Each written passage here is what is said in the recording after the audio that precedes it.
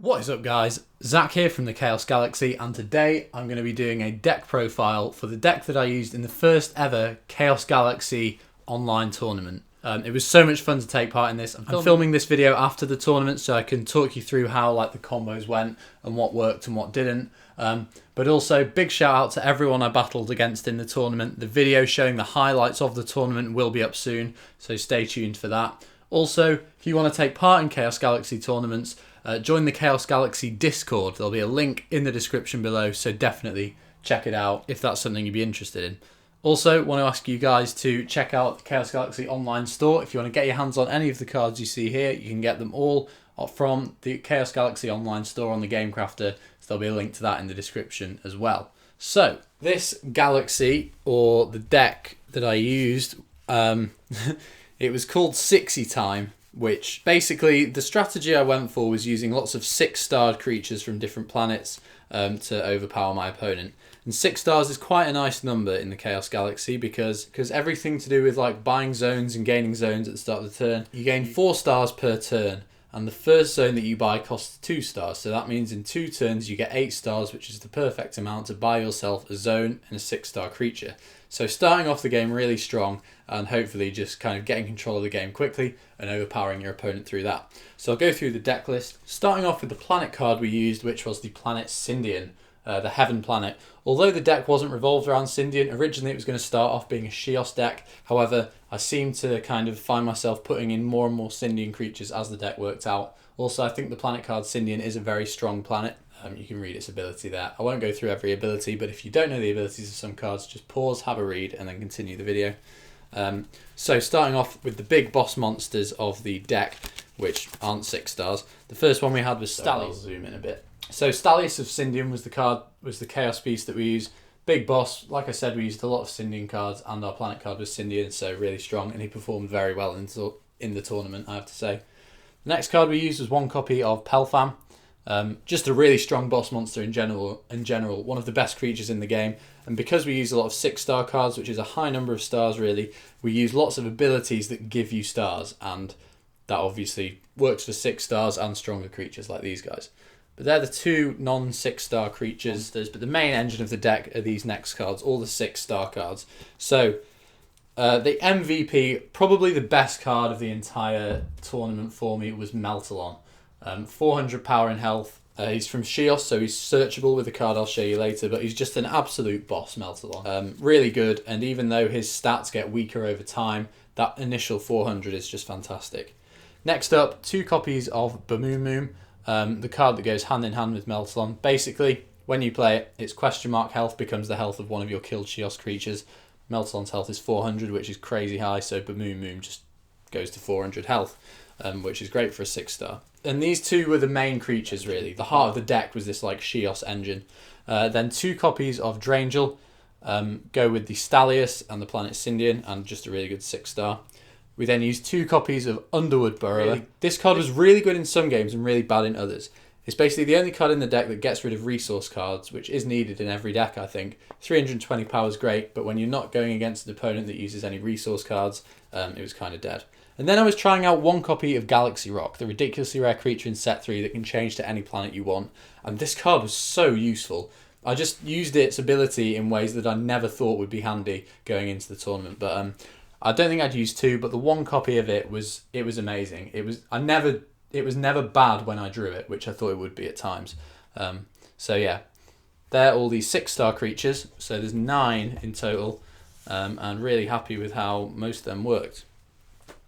Next up, I used 2 copies of Chworb and Chariot. Just thought if the 6-star engine doesn't work too well, this is just a really good beater with the strongest power of any 4-star creature. Then for the rest of this little Sindian engine, I had 1 copy of Kaleidoscope Warriess, 2 copies of Orbov. Kaleidoscope Warriess was amazing. If you open up with it in your first hand, you get such a big advantage at the start if it can get an attack away. I also used 2 copies of Shockafly, which were good, but I would maybe take one of them out if I was using this deck again, because it didn't really go with the deck's overall strategy. And that's it for the creatures. On to the resources now. 2 copies of 6-starred Strike. Add a 6-starred Chaos creature to your hand. Gets you your Meltalons. as quickly as possible. If you get it later in the game, you can add a Bamoomoom to copy that Meltalon's health. Really good card. 2 copies of Collector's Cabinet. This was really interesting. Basically, at the start of each of your basically for 6 stars, you need to be gaining more stars than 4 every turn. So this card is a permanent resource and you gain 1 additional star every turn, which proved to be so good. If you draw it in your first hand, you're getting like, what, 20 extra stars a game just from 1 card. And if you have both on the field, you're gaining 6 stars every turn, which means you can like play a Meltalon or anything every turn. This card was so, so good, and I think it's definitely underused in the game in general. 1 copy of Tower of Drangel. You kill a Sindian card, just kill one of your zone Sindian cards, bring out a Drangel.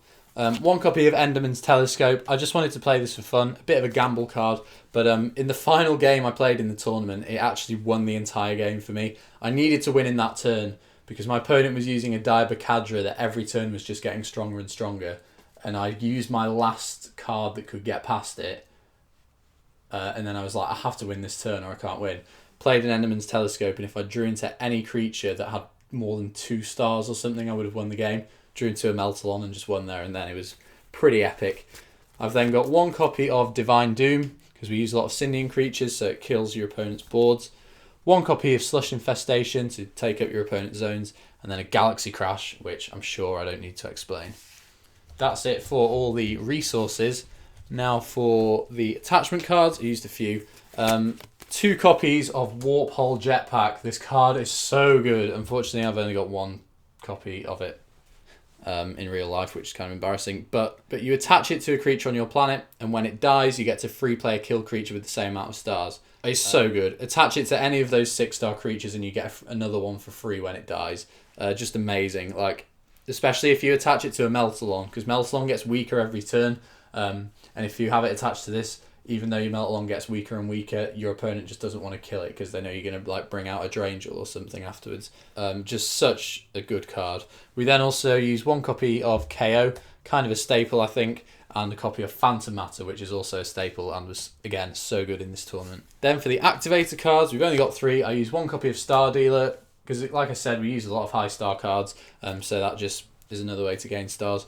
1 copy of Black Hole Blocker, which wasn't great. I'd probably take it out for a Burning Damocloid if I were to use this deck again. And then 1 Beast of the Black Hole, because it's pretty much the best card in the game.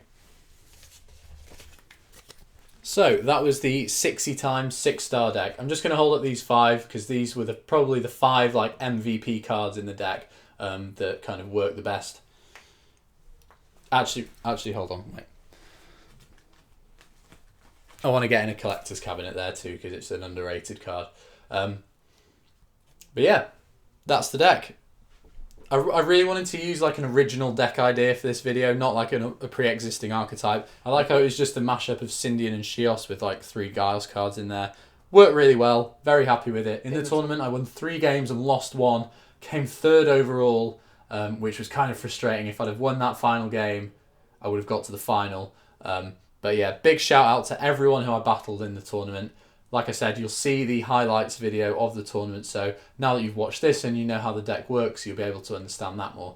Let me know any changes you make to this Galaxy. I know there are a few cards I'd definitely take out and put back in with some others. Yeah, let me know what you think, and would love to hear your guys' comments on this card, and look forward to the tournament video. Before I go, just want to say, check out the Chaos Galaxy Instagram, at Chaos Galaxy TCG. Get your hands on some packs from thegamecrafter.com. There'll be a link in the description. And check out the Chaos Galaxy Discord for regular tournaments that I take part in, actually. So if you want to battle me, that might be quite fun. Definitely check out the Discord, and I'll see you guys next time. Bye.